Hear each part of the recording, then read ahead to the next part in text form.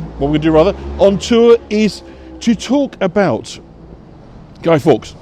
Because on the 31st of January in the year 1606, Guy Fawkes, a citizen of York, was executed for his role in the notorious Gunpowder plot of 1605. Now, Fawkes was one of five of a small group of conspirators with strong links to York and Yorkshire. So this story really does kind of start here in York. And on this tour, we're going to examine why it is that these men felt that the only way they could honour their God was through an act of kind of supreme violence. We're going to put my head torch on to help us see. And to understand their story, we're going to have to travel back through the decades. I think this is a very kind of timely story because not, of course, dissimilar to what's happening in the Middle East. Of course, we must focus on events. But often it's the decades leading up to the events as well that kind of play a role in these things. So the question we're asking kind of today is, why is it these Catholics felt that this act of extreme terror was the only option available to them to be able to get and secure the outcome that they were looking for? So, hello, Tom from Krakow. So that's, if you like, going to be the kind of theme of today. And if I just want a head torch on, just bear with me one sec. We're starting yet again by St William's, because I like the look of it, and St Leonard's, sorry, in the dark. I think it looks very cool. So let's start here. And so we're going to start our story here, outside St Leonard's, looking very atmospheric, I think. And we're not far from the site of the former Minster Library, where the archives of Miles Coverdale were housed. So if the Gunpowder plot was intended to be the explosion, Miles Coverdale work was the spark. So Miles Coverdale is believed to have been born in York in 1488, and he would go on quite literally to change the world. Now, Miles Coverdale had trained to become a priest at Cambridge, graduating as a Bachelor of Canon Law in the year 1513. And he entered the house of Augustinian Priors, like this is an Augustinian Priory house, this one, but he was in Cambridge. And the abbot there exposed him to the teachings of Erasmus, and he became a committed church reformer. And by Lent of 1528, he'd left the Augustinians and was now wearing simple garments and was preaching in Essex against transubstantiation. And just for those that aren't quite up on all the kind of Catholic terminology, what that means is transubstantiation is the idea that at the moment of consecration and communion, that you get the appearance of the Holy Spirit becomes upon you. He said that isn't the case, so obviously that's a very heretical point of view, but also he spoke out against the veneration of sacred images, and also didn't like the idea of confession to a priest. So at this point in time, these views were incredibly dangerous. And consequently, to the end of 1528, Miles Coverdale fled from England and he sought refuge on the continent. It was a good deal safer on the continent, of course, because there was already a much stronger Protestant presence thanks to Martin Luther and his followers. So Miles Coverdale from York spent 7 years in exile in Antwerp, where he then undertook the work for which he has become forever associated, the translation of the Bible into English. And this is massive. And it doesn't sound much these days because we're also attuned to having a copy of the Bible in our own language. But the Bible was in Latin. It wasn't meant to be read by people. It was meant to be read by priests. You were the flock. They were the shepherd. It was their job to read it and explain it to you. The idea of a Bible in your own language was not merely dangerous, it was heretical. Okay, it was a crime against religious orthodoxy. So it's a highly kind of dangerous activity that Miles Coverdale and his friends were involved in. In fact, William Tyndale was captured and imprisoned by the church authorities. And he was sentenced to death and was executed by means of strangling and burning in 1536, and this happened over in Brussels. So it was an incredibly hazardous line. These people were challenging the all-powerful Catholic Church, and for many of them it didn't end well. So this is, if you like, the beginnings, the challenge to the church, laying down and saying, we do not agree with your teachings, with your practices, with your belief system. So it's the beginnings of challenges of kind of religious orthodoxy that create the fault lines that end up with the Gunpowder Plot of 70 years later. So during William Tyndale's imprisonment, Coverdale continued to work on his translation, but he was taking an incredible risk that would have likely been put to death had fate not intervened. Because here in England, Henry VIII had separated from the Catholic Church and was establishing the Church of England. And as a result of that, he needed an English Bible, but none actually existed. Not officially, anyway. So Cromwell, Henry VIII's enforcer, had Miles Coverdale and a quantity of English Bibles published in Antwerp secretly transported back to England. So this was the first availability in English history of a Bible in English. And it was Miles Coverdale from York. It was his translation. And so rather than suffer the same fate as his mentor William Tyndale and being burned at the stake for heresy, instead Miles Coverdale becomes, if you like, a hero of the Reformation, part of the fight back against Catholic orthodoxy. So it was the kind of success of a movement that had been building for at least 20 years since Martin Luther had first spoken out against the church. And now the English Catholics, for the first time, were forced to follow their faith or follow the king. And this was the siege, this tension, that resulted in the Gunpowder Plot. So here we are then, in the Such Loving Christians. Oh, I know, there are more people put to death in religion than anything else, I'm afraid. But that is history, we can't change it. We can talk about it, try and understand it, and not treat things like the Gunpowder Plot as isolated incidents, because they're quite clearly not. They are part of a much, much bigger narrative. That's pretty light, isn't it? So we're here in the museum gardens. And I think it's worth spending a moment or two to talk about Henry VIII, and in particular in relation to his marriage and his desire to get out of that marriage. So when Martin Luther first issued grievances against the Catholic Church in the year 1517, King Henry VIII actually took it upon himself to completely kind of disregard and personally repudiated what it was that Martin Luther was claiming. And as a result of that, the Pope rewarded Henry the title of, a lofty title, Fidei Defensor. He became the defender of the faith. So it's a bit dark here, but I want to come across, hopefully, my head torch will begin to illuminate it for you. So he becomes the defender of the faith. So at this stage, Henry is not looking like somebody that is keen to split away from the Catholic Church. On the contrary, he is basking in the approval of the Pope and enjoying everything that kind of goes with this idea of being the most kind of pious king in Europe. But barely a decade later, the very same Henry VIII would break decisively from the Catholic Church, accept the role of supreme head of the Church of England, and dissolve the nation's monasteries, redistributing their massive property as he saw fit. This, of course, being part of that estate, St Mary's Abbey. So kind of what changed? How did the defender of the faith end up ushering in the English Reformation? Now, there had been kind of signs of English anti-clericalism, sort of stoked up by Luther and his followers.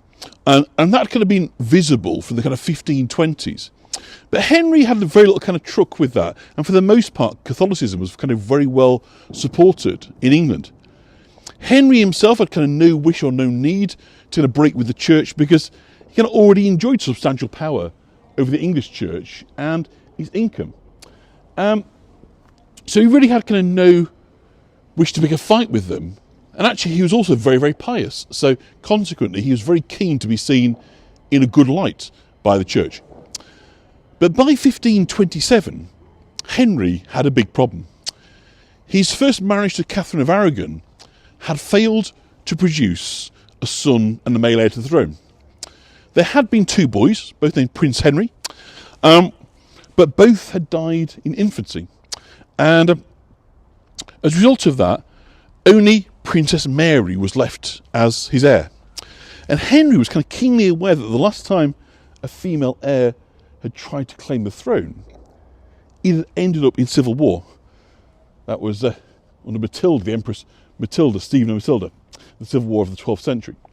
And of course, the Tudors had emerged as unlikely beneficiaries of the long-running English Civil War, the War of the Roses. So consequently, Henry was very, very reluctant to, if you like, pin the hopes of the survival of the Tudor dynasty on a female heir. And it was kind of further complicated by the fact he'd become infatuated by one of his wives, ladies-in-waiting. So Anne Boleyn, whose sister Mary had previously been Henry's lover, had very much caught his eye. And it's kind of said that Anne was very kind of gregarious. She'd grown up in the French court. And without being kind of classically beautiful, was certainly attractive. Sexy, if we want. Insofar as the complete opposite of the pious Catherine. And he said that Henry and Catherine actually had a very good marriage, very solid. They loved each other. But she was very much kind of focused on her faith and dressed accordingly, if you like. Whereas Anne Boleyn was the exact opposite. She caught his eye and she refused to be his mistress, even his official mistress, which was a position that would have commanded, you know, a pension, support, a title. But she absolutely wanted the prestige that became with becoming the Queen. She had set her sights, if you like, on a higher goal. So King Henry VIII asked Pope Clement VII to grant him a divorce from Catherine. And he argues the reason for justification for this was that the marriage was against God's will. And the reason for this is that Catherine of Aragon had briefly been married to Henry's older brother, Prince Arthur.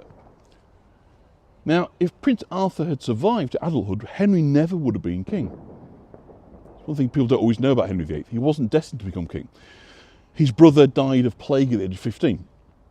So he'd been married to Catherine, and because this was a great match between the Tudor prince and the daughter of the King and Queen of Spain, then consequently when Arthur died, Henry was kind of ushered forward as a surrogate, as a replacement. But of course, or not of course, but there is a verse in the Bible, it's picked out by Thomas Cromwell and Wolsey, to say that if you lie with your brother's widow, the union will not be blessed. So this was the argument that they took to Pope Clement. But unfortunately, Henry kind of faced unfavourable sort of papal politics.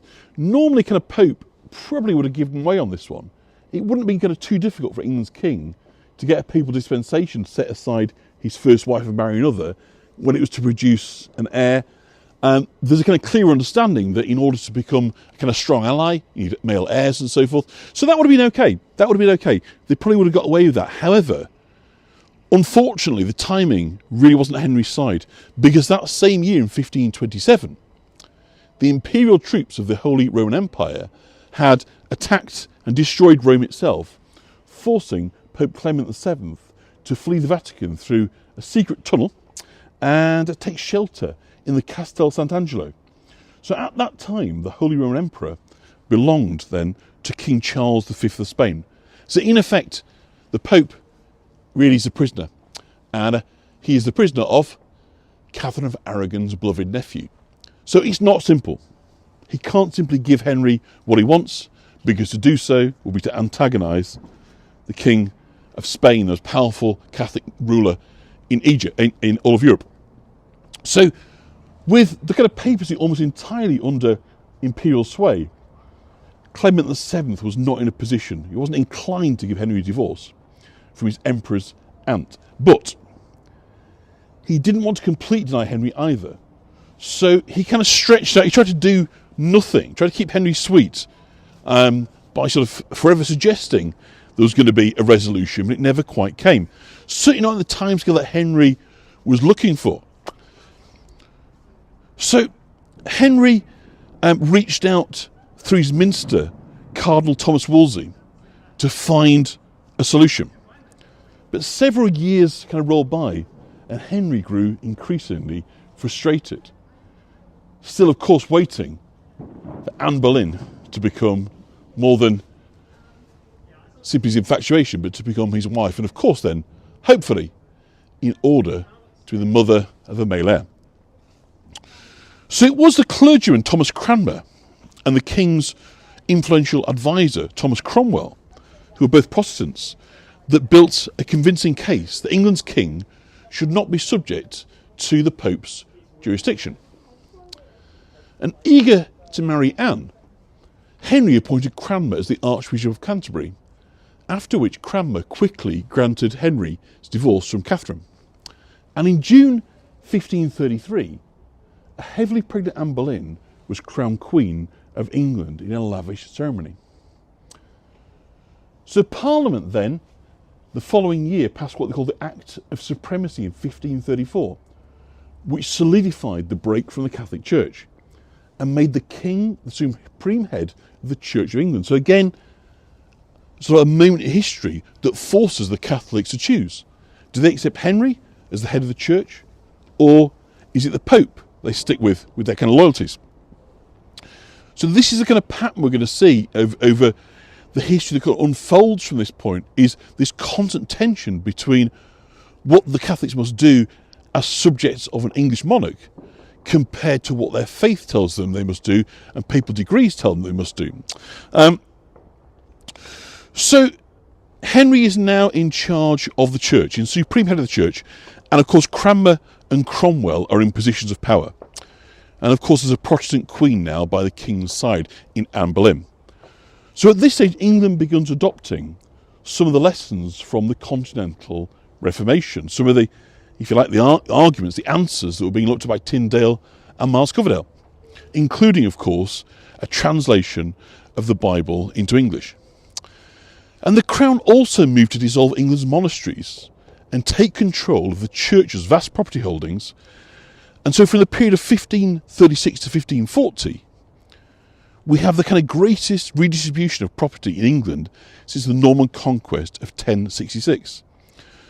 Because all this property, including the building you're looking at here, as part of St Mary's Abbey, a Benedictine monastery, the richest in the north, reverted to the Crown.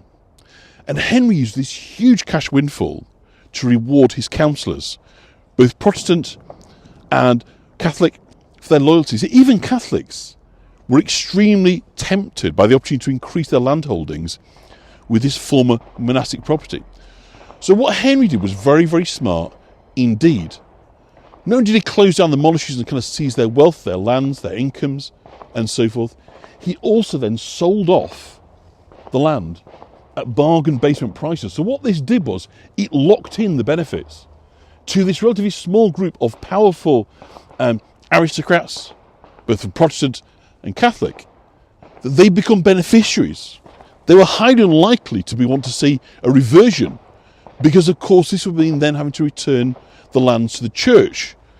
So they become enriched by this. So it really was a very smart kind of political move, very, very savvy indeed. And so there we kind of have the, just was it? Let's get it there. So that kind of takes up to kind of around 1536 to 1540 period. So you think on the basis of that it had all gone smoothly, but in reality that wasn't the case. Not everybody could be bought off so easily. And the resulting rebellion, known as the Pilgrimage of Grace, was to present Henry with the biggest challenge of his reign.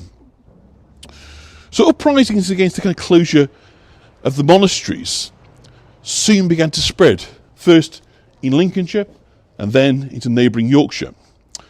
And the Pilgrimage of Grace was a massive rebellion against, in effect, the policies of the Crown, and those are closely identified with Thomas Cromwell. So the Pilgrimage of Grace first broke out on the 13th of October in the year 1536. So it was 70 years ahead of the Gunpowder Plot. And historians have kind of identified several kind of key themes of the revolt. Firstly, the northern gentry had kind of concerns about the new powers, known as the Statute of Uses. The poor harvest of 1535 had led to high food prices, which kind of likely contributed to discontent. The people on their lands were suffering, and they had to provide more to support their tenants. Obviously not the same levels of income coming in from the harvests. But also the dissolution of the monasteries also affected the local poor, because the monasteries had a key role in providing charity, food and drink and support to the poor. So closing them down left a kind of gap. So suddenly it was down to the lords of the manors to, if you like, pick up the slack in terms of supporting the poor. And of course, these numbers were swelled considerably by a poor harvest. You can see a bit of a kind of perfect storm. And also Henry VIII was in a kind of habit of raising taxes with very little notice and very little justification, simply, because he could. And if he couldn't get cash, he could confiscate lands and kind of depreciate the value of goods. So they were kind of in a bit of a bind with the nobles. There was a lot of uncertainty, and of course the one thing people don't like is uncertainty, taxation, and so going after the wealthy was always going to be a kind of challenge. For John's torch blind people, yes, I was in that case here. So many people in England disliked the way in which Henry VIII had also cast off his wife, Catherine of Aragon. She was very well loved. It's a kind of really important point that for many Catholics, she was seen as a martyr, as a victim. And sadly, part of the kind of the narrative that Henry used to get his divorce was that Catherine wasn't intact. She wasn't a virgin, that she'd slept and consecrated the marriage with Prince Arthur. She'd firmly denied this. So there were children, they only spent a matter of days together. It simply hadn't happened. So Henry, if you like, had to ruin Catherine's reputation to get what he wanted. He said he was greatly saddened by this, but nonetheless, he did it. It didn't actually stop him ruining her kind of reputation. And so she could be castigated, if you like, as somebody who had entered into a royal marriage under false pretenses because she wasn't intact, she wasn't a virgin. Now, Henry's not a good lad. He's very bright, very capable, but he is a complete tyrant. So many people felt that Catherine of Aragon had been treated very shabbily indeed. But Anne Boleyn's popularity didn't last very long either. Obviously, she was a Protestant, and funnily enough, in the same year as rebellion, in 1536, she was executed on kind of trumped-up charges of adultery and treason. So Anne Boleyn's reign didn't last very long indeed. Of course, famously, she failed to provide the male heir. Elizabeth was her daughter, and before long, Henry was looking elsewhere. And so she was on a charge of adultery, was executed. So, in some respects, people felt that Catherine had kind of been vindicated. But all this had done much to kind of undermine, if you like, the monarchy's prestige and the king's personal reputation. So kind of out in the shires, as you might say, away from the court, and in the villages, the view of the monarchy was in a decidedly kind of shaky position. And also, aristocrats really objected to Thomas Cromwell. Thomas Cromwell had come from very, very humble beginnings, and they didn't like the fact that he had all this preferment under Henry, and all these powers, all these positions that they felt should have been theirs by right. So there's some good old-fashioned snobbery. He had an affair with Anne's sister, Anne Boleyn's sister. Yeah, the other Boleyn girl, Mary, King Henry certainly had an affair with first, and that's probably why Anne didn't want to be his mistress, because she'd seen how it kind of panned out for Henry's sister. So the local church in the north was a kind of centre for community life, and many ordinary kind of peasants were worried that their church plate, in other words, their crucifixes, their silver and so forth, would be next to be confiscated because Henry had done this massive looting job. So there's all these kind of things kind of coming together. Aristocrats worried about their power, their prestige, people really unhappy with the way that Catherine of Aragon had been treated, the way it played out with Anne Boleyn, and churches worrying about, are they next in line? So consequently, when rumours start to come through that potentially baptisms could be taxed, and the new, what they call the 10 Articles, issued by the government in 1535, bringing in a more Protestant doctrine, people felt like too much was changing too quickly, which went against the kind of Catholic beliefs of most of the Northerners. So a chap by the name of Robert Aske of Selby was chosen to lead the insurgents. His family was from Aske Hall in Richmondshire and had long been in Yorkshire. Now in 1536, Aske led a band of 9,000 followers, each of whom had sworn an oath of allegiance called the Oath of Honourable Men, and they then entered and occupied York. So he arranged for expelled monks and nuns to return to their houses. So in other words, the monks and nuns that had been thrown out of the religious houses when they were closed down, he re-established these houses. So the king's newly installed tenants were thrown out and Catholic observations were resumed. So in other words, it was kind of undermining what the crown was trying to do at that time. And the rising was so successful that royalist leaders had to open negotiations, and they met with Aske and between 30 and 40,000 insurgents at a place near Doncaster.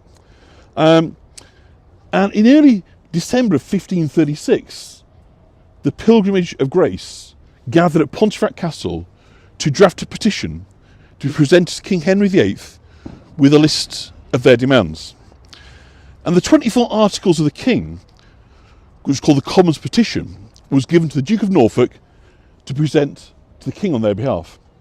The Duke promised to do so, and also promised a general pardon and a parliament held in York within a year, as well as a reprieve for the abbeys until the parliament had met. So Aske and the rebels accepted these promises, and the pilgrimage disbanded. Unfortunately for them, the Duke of Norfolk had no authority to promise anything on behalf of the king, and Henry certainly wasn't going to agree to the terms that had been set. So when this became clear, another rebellion broke out in early 1537. The rebellion quickly failed, but King Henry VIII arrested Aske and several other rebels. And in total, 216 people were executed. Several lords and knights, 7 abbots, 38 monks, and 16 parish priests. So this was pretty controversial when you think about it. And they were really kind of striking at people's belief systems, people that would be seen as leaders in their community either because of faith or being lords of the manor. Aske himself was hung in chains from Clifford's Tower, which doesn't sound too bad, but gradually those chains crushed his body and suffocated him as he swung backwards and forwards. His body was suspended in chains for about 2 years, hanging off the side of Clifford's Tower. So for all of those that were sympathetic to the Catholic Church, to the monasteries, to the monks and the nuns, the abbots, this was absolutely a huge slap in the face. The king had smashed the rebellion, took out personal reprisals and grudges, and made it absolutely clear there was no way back for the Catholic faith. Now, significantly, the Lord Mayor, who oversaw the execution of Robert Aske, was one William Fawkes, who was the grandfather of Guy Fawkes. So I told you about these tours about Guy Fawkes, right? Let me just get a drink. But it's all the history that leads up to it. So when you listen to Natalie tell you what happened on November 1605, you can understand and go, yeah, I know why that happened now. So, Henry dies.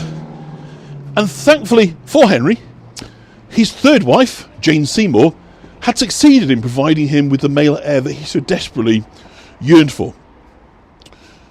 So his son, Edward, who becomes King Edward VI, takes the throne when Henry dies in 1547. Now, sadly, if I'm trying to cross over, it's rather busy traffic at the minute.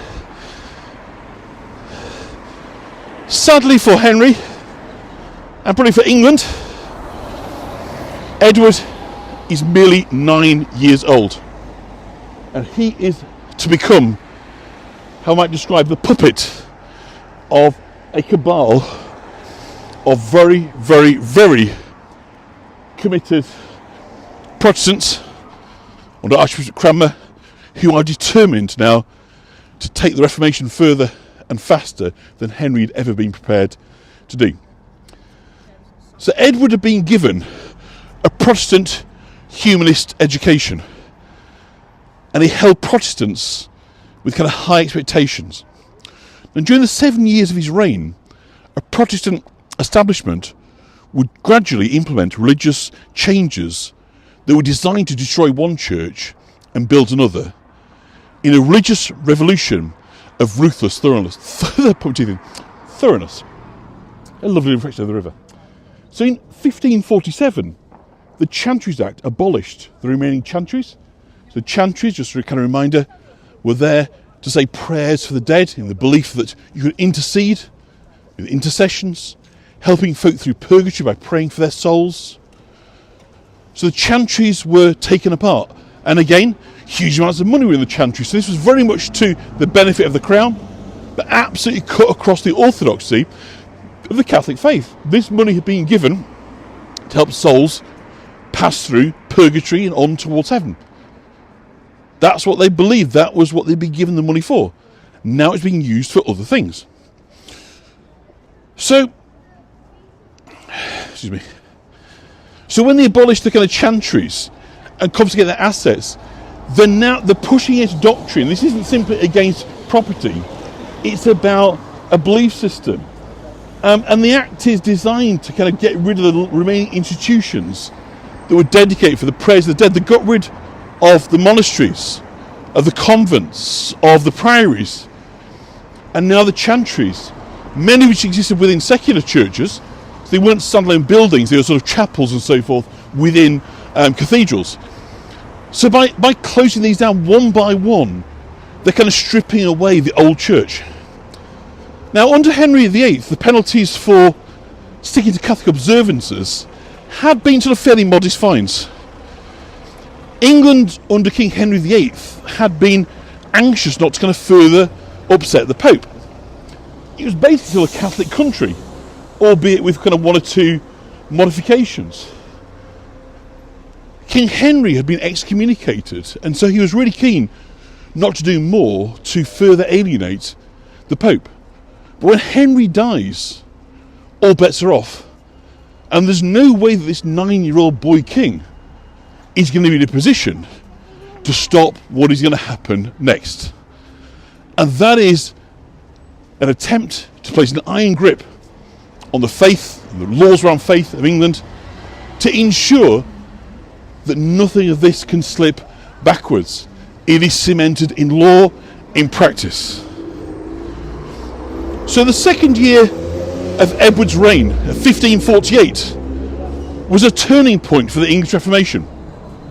And many people see 1548 rather than the 1530s as the beginning of the English Church's kind of schism from the Roman Catholic Church. It's when they stopped playing nicely, as you might say. On the 18th of January 1548, the Privy Council abolished the use of candles on Candlemas, ashes on Ash Wednesday, and palms on Palm Sunday.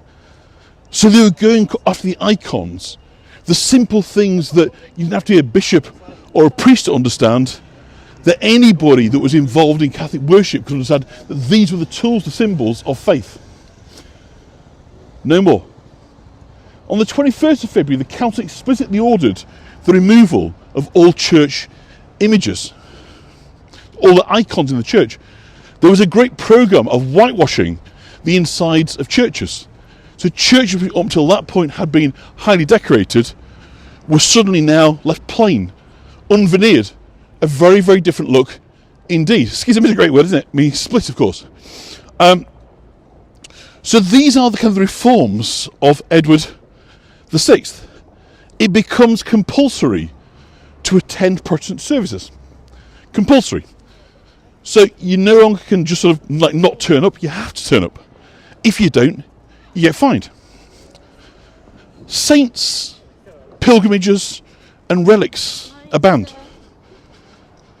So many a time we've walked past the Minster, we've looked at these empty vegetables, I'll show you them again, and we've reflected that what this would have once looked like is highly decorative now, but in years gone by would have been much more so, because these vestibules would have hosted statues of the saints. The saints, of course, being the kind of the important intermediaries between God and this earth, people who would intervene on your behalf for kind of good outcomes, but were banned.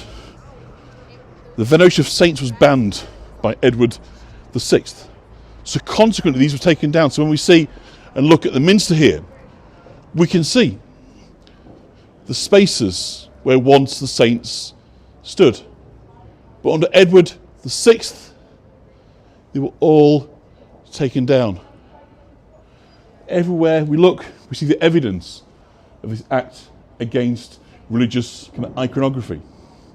Right here on the front of the minster.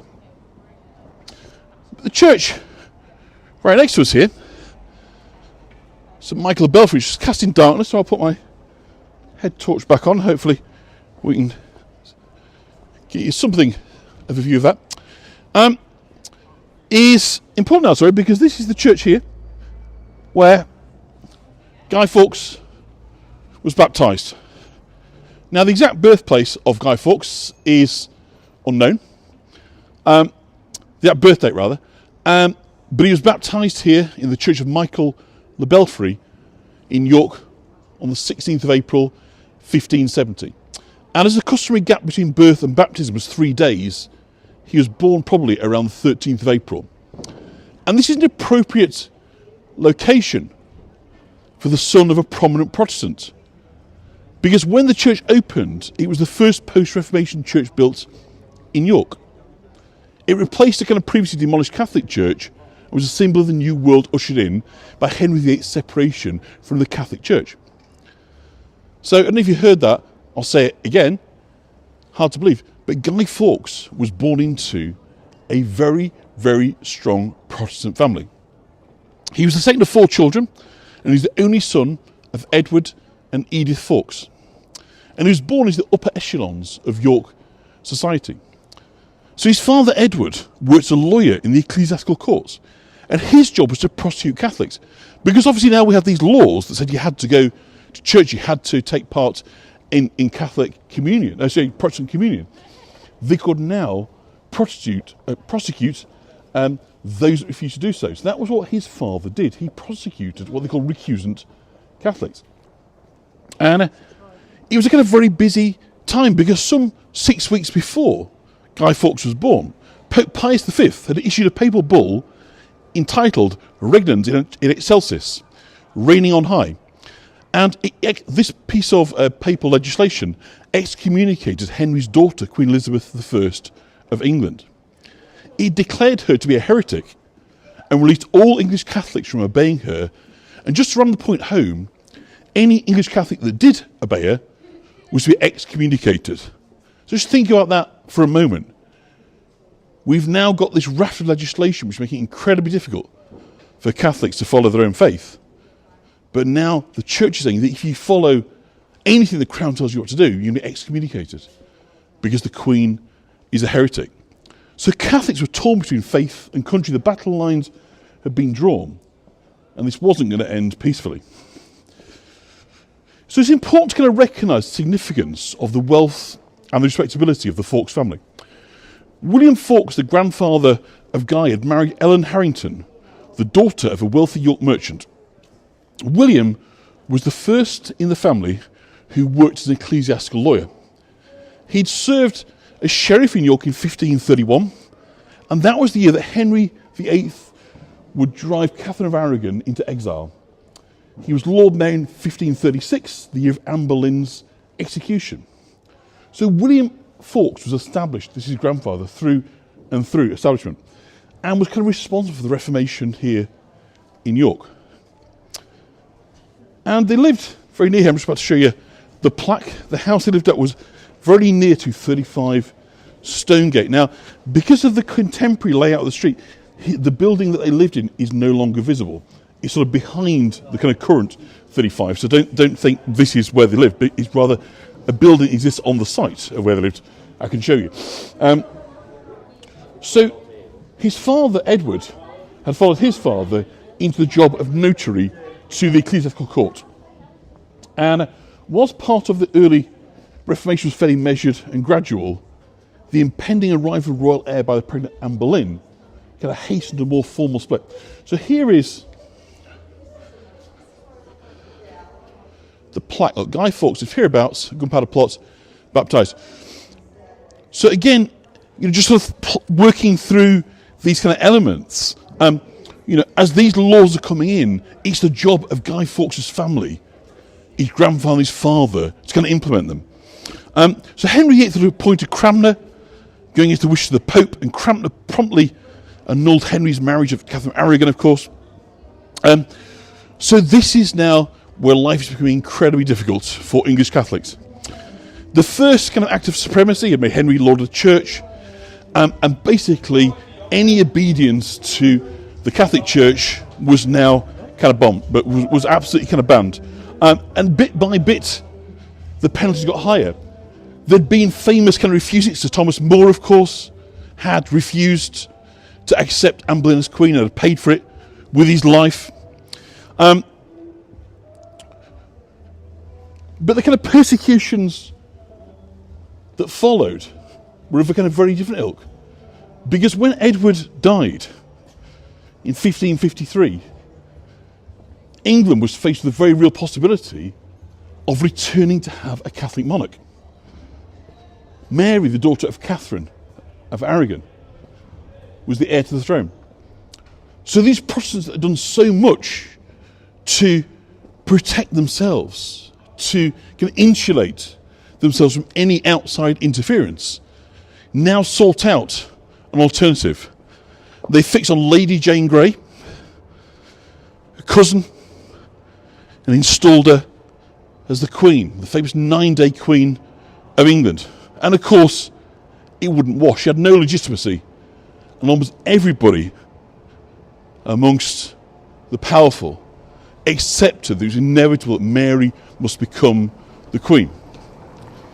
After 9 days on the throne, Lady Jane was arrested, subsequently executed, I think age 16, Lady Jane Grey. And so the one thing that they'd all sought to do, that Edward VI on his deathbed had tried to make law to prevent, is that suddenly there was a Catholic monarch, Mary I. And Mary quite literally set about trying to then unpick everything that had gone on. She was determined to kind of reverse the Reformation, but also to avenge the betrayal of her mother and the death of the Catholic martyrs. She took as her husband Philip II of Spain, and together they set about restoring the link with the Roman Church, sweeping away the reforms of her father and her brother. So the kind of rule of Mary from the period 1553 to 1558 is known as the Counter-Reformation, and has been come to be known as the rule of Bloody Mary, because Mary reversed many of the reforms of her father, King Henry VIII. England once more became Catholic and embraced the Pope as the head of the Church. Protestants were expected to recant their faith, but of course many didn't. And this led to a kind of unprecedented number of prosecutions and executions. Some 260 were burned at the stake during this bloody period of English history. One of the first was Thomas Cranmer, Archbishop of Canterbury, who'd been responsible for the annulment of her mother's marriage to Henry.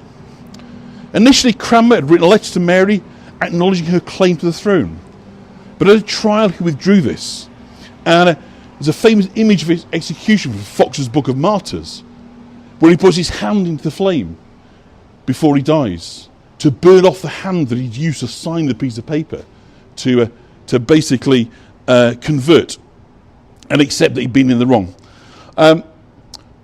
So the people of England were actually surprisingly shocked at the violence of these public executions, these burnings carried out by the Catholics. People were broadly sympathetic to the Catholic cause and could understand that they were prisoners, they'd been prisoners of conscience, but now they seemed over the top. Previously, the people who had been burned at the stake were witches. People who believed to be in league with the devil, and they could easily understand why people like that should be burned. This was different. These were Protestant priests. These were kind of senior officials, people who'd backed the Protestant cause, were now being tortured and mutilated and killed in all manner of horrendous ways.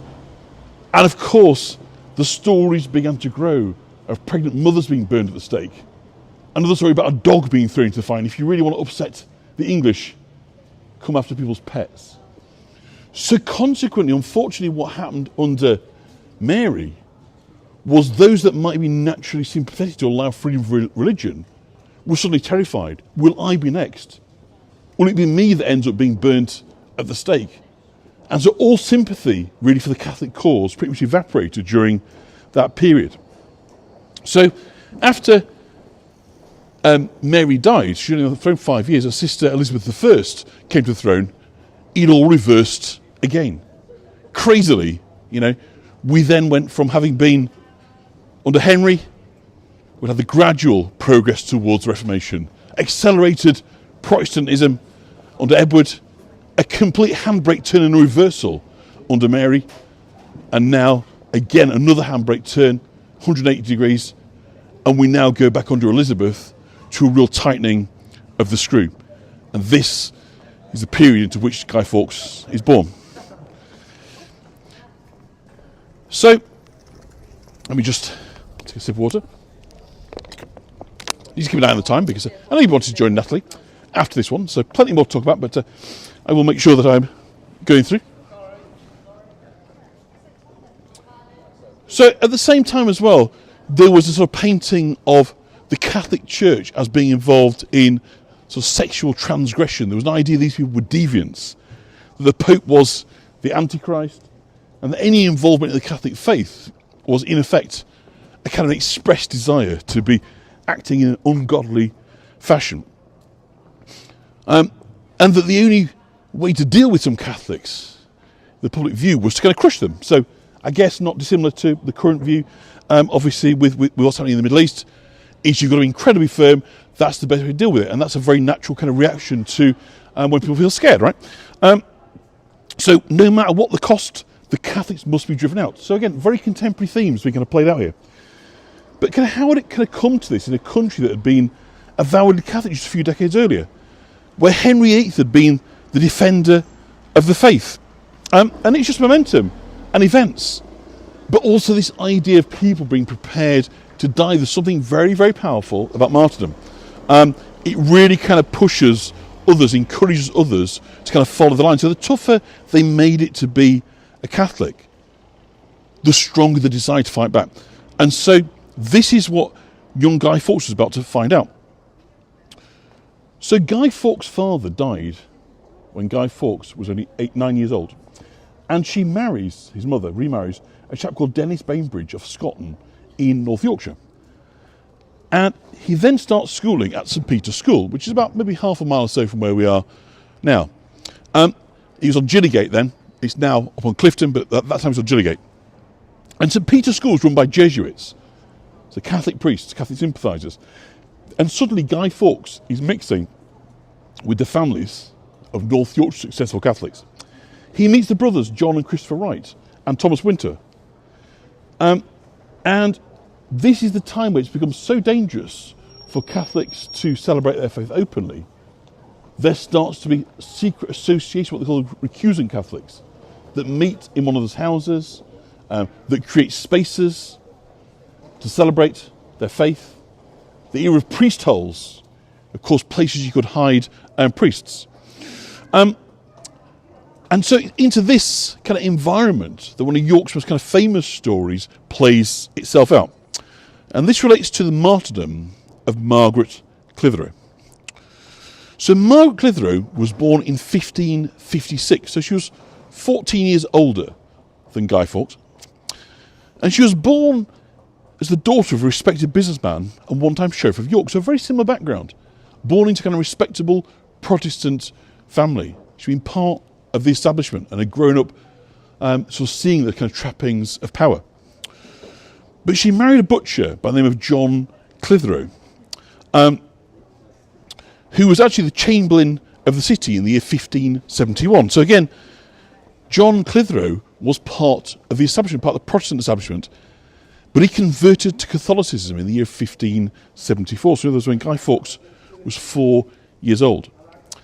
Now his brother was a well-known Catholic priest, and as a result of this, he paid the fines for not attending church, because what was happening at this stage was if you didn't go and take communion in the Protestant faith, you'd pay fines. Over time, this kind of accelerated the confiscation of lands, the inability to inherit and so forth. But at this time, it was just about fines. So if you paid your fines, that was okay. So Margaret Clitheroe was first jailed in 1577 by Edward Fawkes, by Guy Fawkes' father, before he died. So very, very kind of close to this. And she became the heroine of Catholics in York. And Guy Robert Winter had met her on many, many occasions. She was very well loved. Now, in 1584, the Jesuits Act made harbouring Catholic priests a capital offence. And there was a network of spies run by Robert Cecil. So in 1586, there was a raid on a house here in the Shambles, just where we're heading now. The knock at the door, this network of spies strongly suspected what had gone on. And over here, 10 to 12, the Shambles, the house of Margaret Clitheroe was raided. The priest had made his way out across the top of the rooftops, didn't capture the priest at that moment in time, but they found the sacraments, they found the vestments, they found the smoking gun. It was clear the people had been engaged in an act of unofficial, illegal worship in this house. And so Margaret Clitheroe, for the third time, was imprisoned for her faith. She was brought in front of the ecclesiastical courts and asked to plead guilty or not guilty on charge of harbouring a Catholic priest, but also taking part in a forbidden act of worship. And she refused to enter a plea. She believed she'd done nothing wrong. She was following the tenets, as far as she was concerned, as the one true faith. On the second occasion, she was brought in front of the church authorities. Again, she refused to enter a plea. She was aware that if she pled guilty, she was in effect confessing that her faith was wrong. But if she pled not guilty, then suddenly what it would mean is the church authorities would be entitled to interrogate witnesses, including her children. She was worried her children would suffer, possibly be even tortured, to give up the Catholic priests who'd been a regular visitor at the house. So she refused again, and she was told in no uncertain terms, if this happens on a third occasion, then the crime will be punished by death. On the third occasion coming before the church authorities, Margaret Clitheroe once again refused to enter a plea and held in contempt of court. She was then had a death sentence passed upon her. Briefly put her head in, we won't go inside, but we're looking now outside the shrine, Catholic shrine of St. Margaret Clitheroe here in York. Her execution was carried out on the 25th of March in the year 1586. Symbolic day, it's Annunciation Day. Annunciation being, of course, the day that Mary is visited by the angel to be told that she's pregnant, she's going to have a baby, she was called Jesus. So Annunciation Day is very significant, and that's the day the sentence was said must be carried out. The sentence itself was brutal, even by the standards of the era. At a time when people being strangled and burned, hung, drawn, quartered was the norm.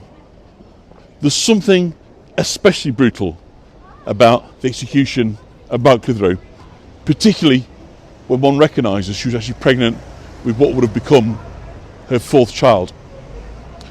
So the sentence the court laid down to be carried out on the 25th of March was very specific indeed. It wasn't simply a case of overzealous executioners. It's all laid out in the typed judgment of her case. And the sentence, broadly, was this.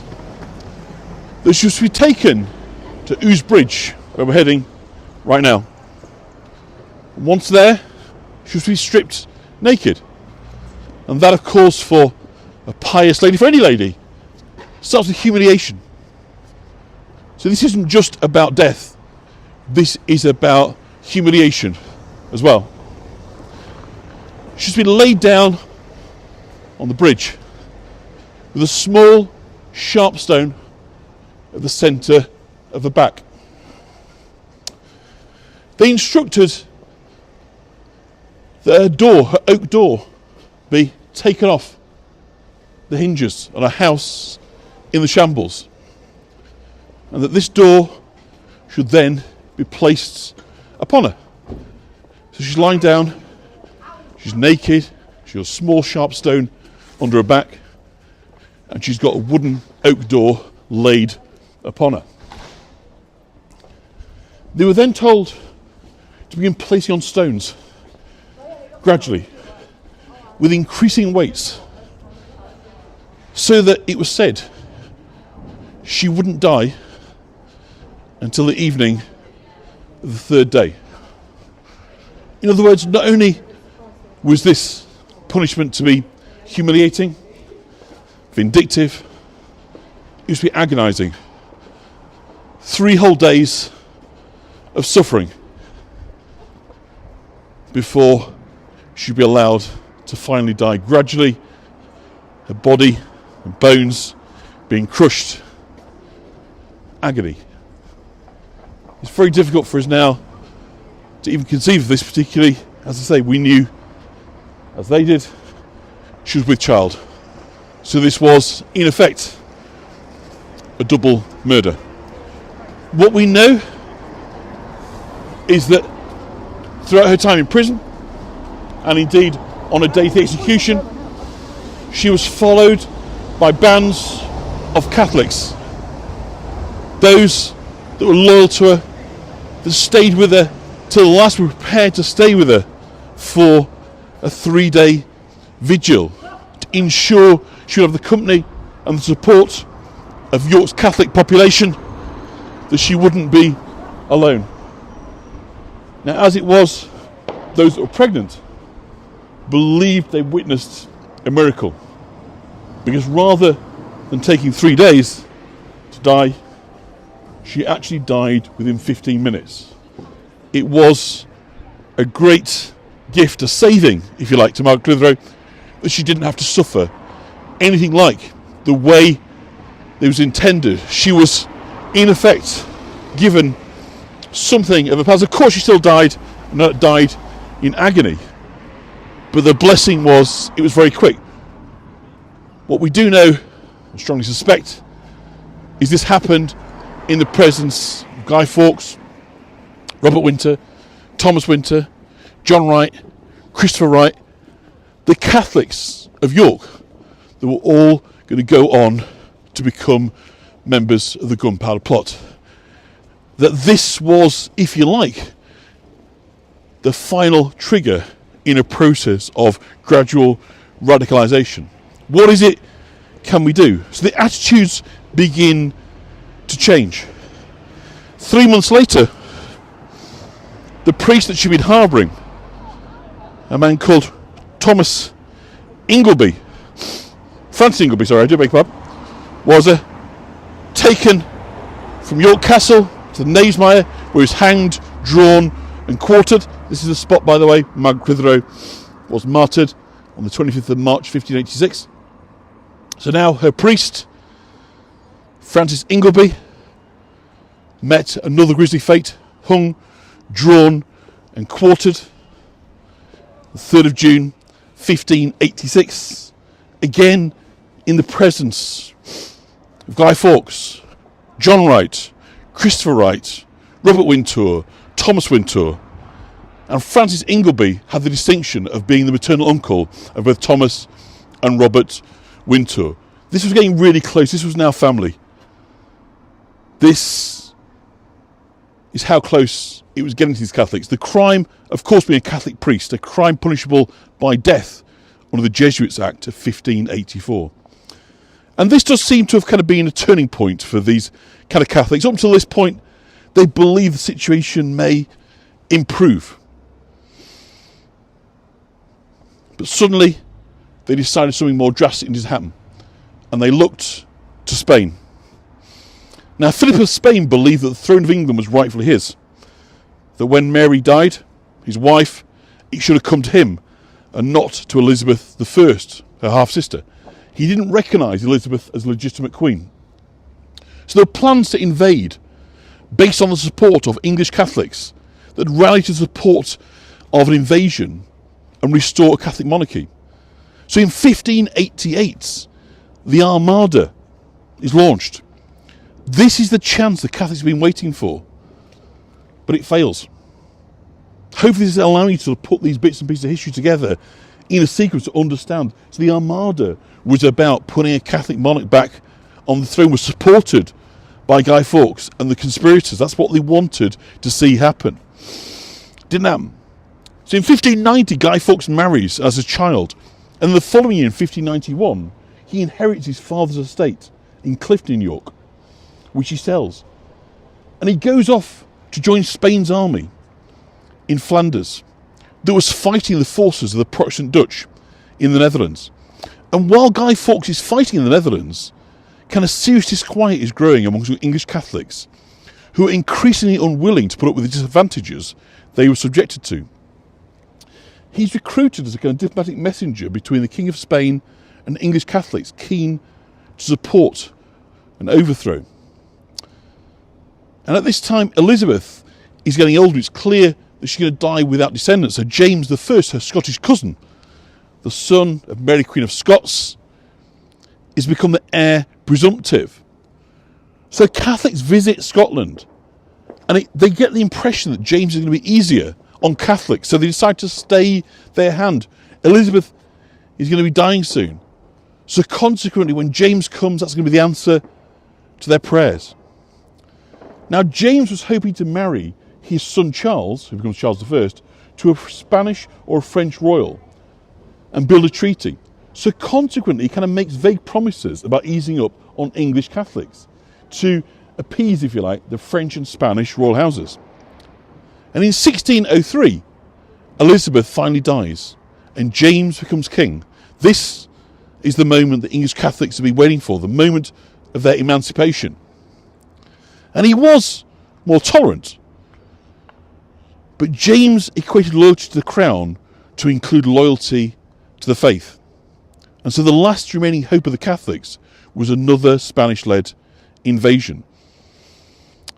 However, a peace treaty signed between England and Spain in 1604 extinguished that last hope.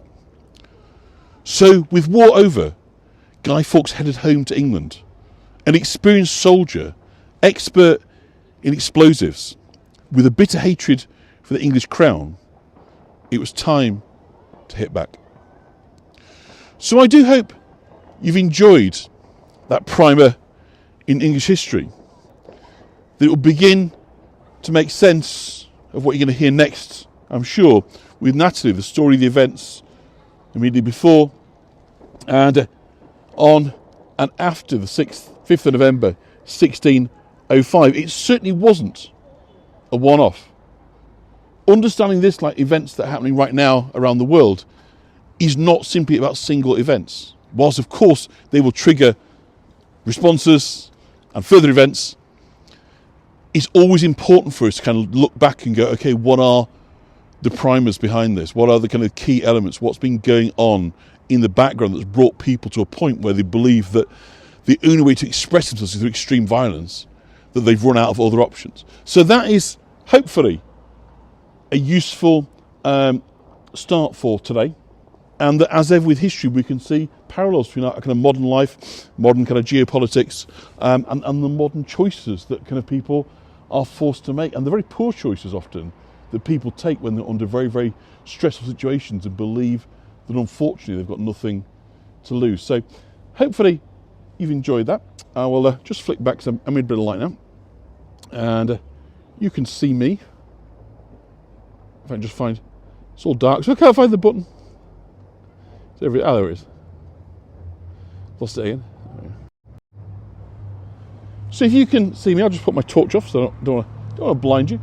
I've really enjoyed. So Janie's visit the shrine, that's fantastic, and I do hope that that was useful. I hope you enjoy your time with Natalie, and I look forward to seeing you all again very, very soon. So thank you for joining me here in York, and thank you for sitting through what I'm sure has been some sort of fairly hardcore history, but hopefully you've been able to kind of come see where it's going to come from, see these kind of trends in history, and hopefully it's enlightened you somewhat into understanding the context of what happened next. So thank you, and I do go and join Natalie now. Her tour starts in 9 minutes from now, so you just time to nip to the loo, make yourself a drink, and then sit down and watch Natalie in London. So thank you for this, and thank you for any support for this tour. We're doing this in together as a two-header, but these are independent. So if you're able to say thank you for this tour, I appreciate that greatly.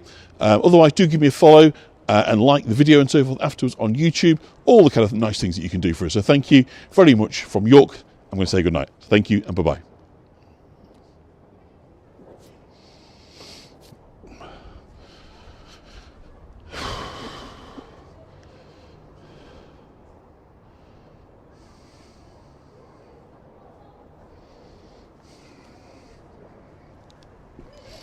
Mm.